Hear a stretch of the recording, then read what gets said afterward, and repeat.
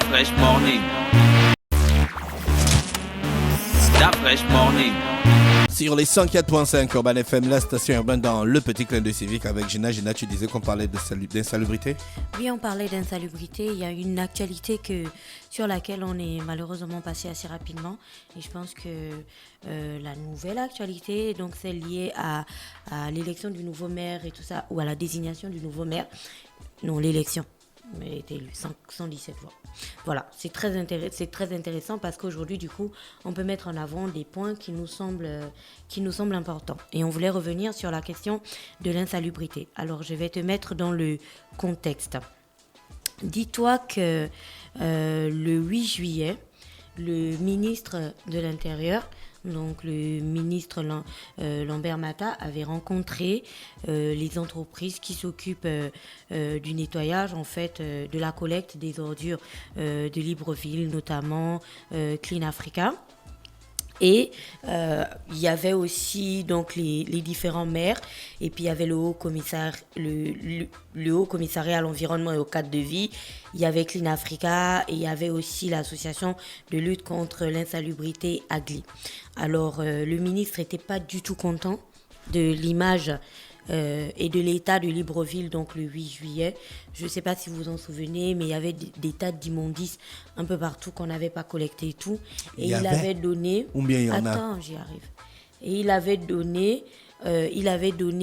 une deadline, en fait, un sursis. Il avait instruit ces entreprises-là à débarrasser, en fait, Libreville de toutes ces ordures-là. Elles avaient 72 heures pour le faire. Et comme il tient sa parole, dans la nuit du dimanche 11, donc c'est dimanche dernier, il a fait une descente en fait dans Libreville pour voir si ces instructions avaient été respectées. Et puis il s'est montré moyennement satisfait sur le terrain. Il a dit, je cite, que la situation n'est pas très réluisante, mais elle n'est pas très alarmante non plus. Donc, c'est-à-dire que on n'est pas noyé sous les ordures, mais il y a des ordures quand même qui nécessiteraient d'être retirées et tout. Et tout ceci, bien entendu, pour respecter les instructions du chef de l'État qui voudrait que la capitale en fait du pays puisse tout le temps se présenter sous son plus beau jour. Alors, si cette actualité est passée, j'avais envie de revenir là-dessus parce que, honnêtement, je me posais beaucoup de questions, notamment celle de savoir si, dans une relation professionnelle telle que celle-ci, on doit toujours arriver au niveau des menaces, des ultimatums, des réunions, pour rappeler en fait à une entreprise dont c'est le cœur de métier ce qu'elle doit faire. Pourtant, elle est en contrat par exemple avec l'État pour faire exactement ce travail. Je ne sais pas si ça prend du sens, ce que je dis. Alors, je parle de quoi exactement?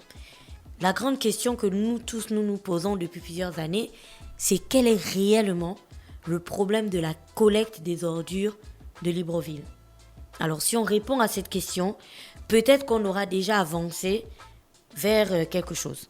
Et pourquoi est-ce qu'on pose ces questions? Parce que depuis des années, chaque année, en fait, c'est le même film.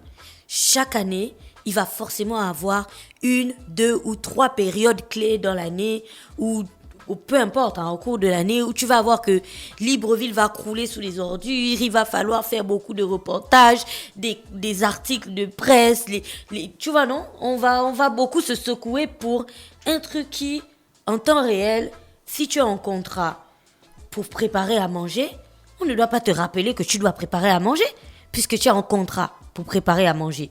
Du coup, on se demande en réalité quelle est la véritable raison, quelles sont les véritables raisons qui minent en fait la question de la collecte des ordures de Libreville durant toutes ces années. On est passé par plein de choses. On a eu, tu te souviens, on avait l'entreprise là qui arrivait avant à Verda, je sais pas, j'ai oublié, Sauvog. On avait Sauvog, on a eu Clean Africa, on a eu Averda, on a eu Clean Africa, tu vois. On ne sait pas exactement. Mais pour chacune de ces entreprises où on a bandé comme ça, tu es là, tu sautes, tu passes à l'autre, tu sautes, tu passes à l'autre, notre période de collaboration ou notre période de contrat, c'est toujours caractérisé par beaucoup de soucis.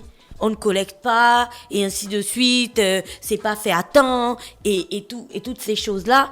Je veux dire, le ministre de l'Intérieur, tu es d'accord avec moi qu'il aurait eu des choses peut-être plus graves, tu vois, à gérer, au lieu d'aller gérer une question d'ordure, si et seulement si les gens avaient compris où était leur responsabilité, c'est-à-dire qu'on ne peut pas revenir tous les jours sur les mêmes questions. Tu vois, si tu es père de famille, si tu es le père par exemple, tu vas pas tout le temps revenir dire à ton enfant, alors il faut trouver un truc vraiment genre, voilà, accessoire à ton enfant, voilà, tiens la fourchette comme ça. C'est des choses qu'en réalité, tu vois, on a déjà d'une fois, ça devrait rentrer, quoi. Mais on revient, encore, tu te souviens qu'il y avait un discours du président, il avait parlé de l'insalubrité, tu t'en souviens? C'est-à-dire que cette question est tellement grave que le président se prononce même dessus. Alors peut-être qu'il est temps de se poser et de réfléchir. C'est-à-dire qu'un dimanche soir, je ne sais pas si vous imaginez ça comme moi, un dimanche soir, le ministre fait les descentes pour vérifier si Clean Africa a vraiment collecté les ordures. C'est que là, tu comprends qu'on est vraiment à un niveau... Le jour où le ministre ne fera pas la descente, par exemple. Là, ils ont collecté speed en 72 heures parce qu'il y avait un ultimatum. Il a tapé du poing sur la table. Mais on est ici tous les jours. Tu sais qu'en saison de pluie, les ordures, ça te trouve dans ta maison. Tu sais qu'en saison sèche, quand le vent souffle là, ça souffle tout. Ça souffle les poussières qui viennent des poubelles là. Et puis on aspire tout ça. Mais est-ce que on est fier de vivre dans une ville pareille? Tu sais qu'il y a des coins dans Libreville. C'est vrai que là, le ministre s'est montré moyennement satisfait. Mais il y a des coins dans Libreville où on a arrêté de collecter depuis. Où tu as des montagnes et des montagnes qui se créent. Sans parler des crevasses et des petites piscines qui sont nées du fait de la collecte des ordures. Donc, la question que nous nous posons tous, c'est quel est réellement le problème de la question des ordures. Parce qu'on va pas revenir, tu vois, c'est vraiment une sorte de chasse, quoi. Il faut faire, on doit mettre la pression. Est-ce que cette entreprise est payée ou est-ce qu'elle n'est pas payée, par exemple, tu vois? Est-ce qu'elle reçoit son argent à temps, est-ce qu'elle reçoit pas son argent à temps? Parce que si elle est payée, si elle a tout ce qu'elle a demandé, par exemple, dans son contrat, en réalité, donc elle trahit le contrat, puisqu'elle collecte pas les ordures. D'un fois, tu vis dans une zone où tu sais bien que chez toi, c'est physique, la question des ordures. Mais on ne peut pas continuer à vivre comme ça dans une cité où, depuis 10-15 ans, on parle des mêmes problèmes. Tu vois, on doit au moins avoir résolu quelque chose de manière définitive. Mais il y a plein d'autres capitales dans le monde. Tu imagines si les autres capitales qui ont parfois 5, 10, 15 fois plus de population que nous, ils n'ont pas tout le temps, ça m'étonnerait qu'ils aient tout le temps ces campagnes de chantage, voilà, on ramasse plus, on collecte plus, et ainsi de suite, et puis la capitale croule sous les ordures, ça m'étonnerait. Donc peut-être qu'il serait temps de s'inspirer de du modèle des autres pour comprendre comment ça devrait fonctionner chez nous. Et je fais cette rubrique ce matin parce que le nouveau maire de Libreville est connu. Et la question des ordures est une question vraiment capitale. C'est-à-dire que dans tous les dossiers qu'elle devra gérer là en priorité, il faut qu'elle libère ça il faut qu'elle prenne ça de chez le ministre, quoi.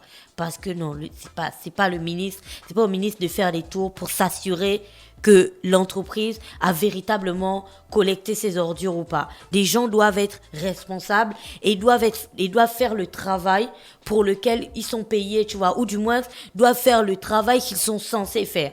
Si chacun de nous faisait son petit travail, peut-être qu'on aurait une société un peu plus harmonieuse. Qu'est-ce que tu en penses? C'était tout pour aujourd'hui. Merci Gina avec nous ce matin sur les 104.5 Urban FM, la station urbaine dans le Da Fresh Morning. C'était le petit clin d'œil civique. On se retrouve tout à l'heure dans notre émission. Restez connectés. Da Fresh Morning.